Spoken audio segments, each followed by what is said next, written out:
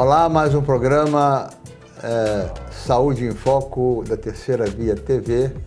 Nosso entrevistado de hoje é a professora doutora Vera Lúcia Marques da Silva, que é professora da Faculdade de Medicina, tem mestrado, doutorado e pós-doutorado em saúde pública, em saúde coletiva. E vamos enfocar hoje assuntos importantes, inclusive sobre a resolução do Conselho Federal de Medicina, quanto à questão da oportunidade em que deve ser realizado o parto, seja normal ou cesáreo.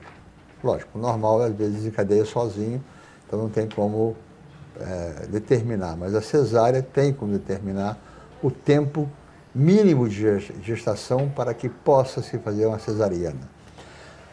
E aí, doutora? Um prazer estar aqui mais uma vez, né, falando de um assunto tão importante que eu acho que o binômio mãe e filho, né, tem que ser sempre uma questão de prioridade no atendimento à saúde.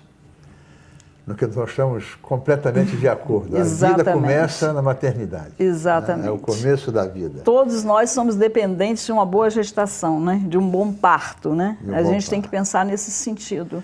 Nós nascemos e o que somos tem essa dependência de uma boa gestação e de um bom parto. Tanto homens, mulheres, né? Normal. Exato. A civilização saudável. Depende disso.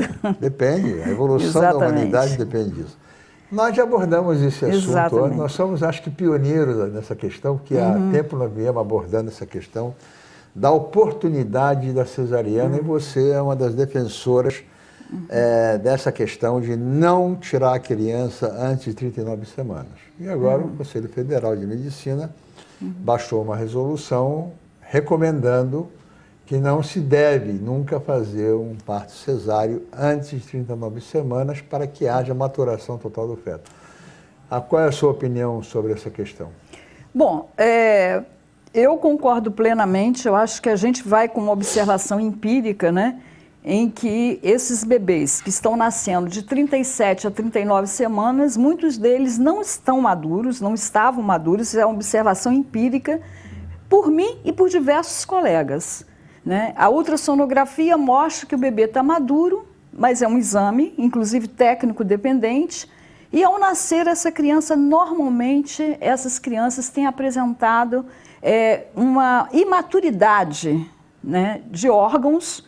Então essas crianças são imaturas. Aí nós começamos a falar que essas crianças são prematuras tardias.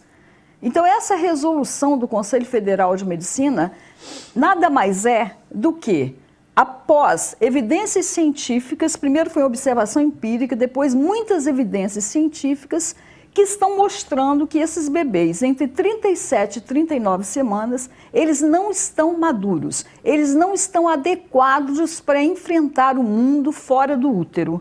Né? E isso é muito importante. Eu sempre penso assim, essa passagem do meio intrauterino para o meio extrauterino é uma passagem onde ocorrem as maiores alterações metabólicas que pode ocorrer no corpo humano. Tudo muda, a circulação fetal muda, o pulmão que não tinha ar, ele começa a ter ar. Há uma mudança imensa em todo o nosso corpo. Então é preciso, né, que esses órgãos estejam maduros para enfrentar a maior transformação que o ser humano pode sofrer. Então, o que a gente... Essa resolução ela é muito importante. Claro que essa resolução ela veio muito mais, na verdade, sem limitar a questão da autonomia da mulher, né? Porque tem a ver com a autonomia. A mulher, ela realmente pode optar por fazer uma cesárea, né? E nesta opção de fazer uma cesárea eletiva, e é muito importante a gente falar sobre esses termos, né? Cesárea eletiva é aquela em que não há uma indicação, é uma opção da mulher, não há indicação da interrupção do parto. Ela está fazendo essa opção muito mais pela questão da dor e de outras questões culturais. Então, nesta opção, ela tem que fazer esperando 39 semanas de idade gestacional. Aí você colocou uma questão, a meu ver, inclusive filosófica. E quem que defende o bebê? Porque o bebê é um joguete na mão da mãe e do obstetra, ou da própria natureza, que evolui de uma forma, às vezes, totalmente imprevisível. De repente, uma gravidez está indo bem, desencadeia-se no organismo da mãe um evento qualquer e pode nascer antes do tempo previsto. Mas, não havendo esse imprevisto em relação à mãe, por que a mãe pode determinar quando vai nascer o bebê, se o bebê que vai sofrer as consequências posteriores a esse nascimento? Quem que defende o bebê, na sua visão?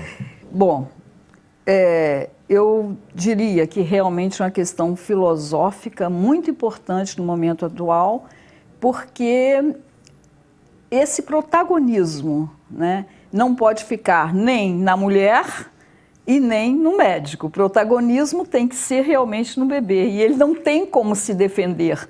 Então, penso que no momento... Opinar, né?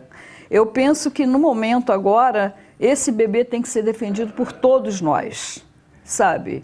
Por todos. E aí, quando eu digo por todos, significa por nós pediatras, né? E eu vou contar algumas histórias aqui importantes, por nós pediatras, por nós obstetras, tá? Por nós mães, por nós futuras mães, por nós futuros pais, porque realmente, embora a mãe tenha autonomia, né, e ela dizer, eu quero um parto cesariana com 39 semanas, mas muitas vezes, mesmo ela querendo um parto cesáreo por 39 semanas, nós sabemos que o melhor parto é o parto vaginal. Então, natural, né? Exatamente. Agora, para esse parto natural, quem tem que defender isso também somos todos nós cidadãos, para nós proporcionarmos, na verdade, um ambiente adequado para esse parto vaginal. O que significa uma estruturação dos serviços, uma estruturação hospitalar, né? E quando a gente fala, Marco, a questão da humanização, né, eu gosto de repetir isso. O que é humanização? É quando a gente começa a não valorizar o tecnicismo, mas valorizar o humano que está ali. E o humano que está ali seria essa mulher e esse bebê que não pode falar, esse bebê que não pode se defender. Então, se nós mudarmos o paradigma filosófico dessas questões, eu acho que é o momento da gente mudar o paradigma filosófico e dizer que nós temos que defender todos aquele que é o bebê que não tem condições de se defender. E ele merece, mais do que nunca, neste momento, ser defendido. Muito que bem. Vamos deixar para o segundo bloco, nós já estamos chegando ao final do primeiro bloco, vamos dar o nosso intervalo e continuaremos no segundo bloco já com a pergunta armada que... Bom, eu faço o segundo bloco a pergunta.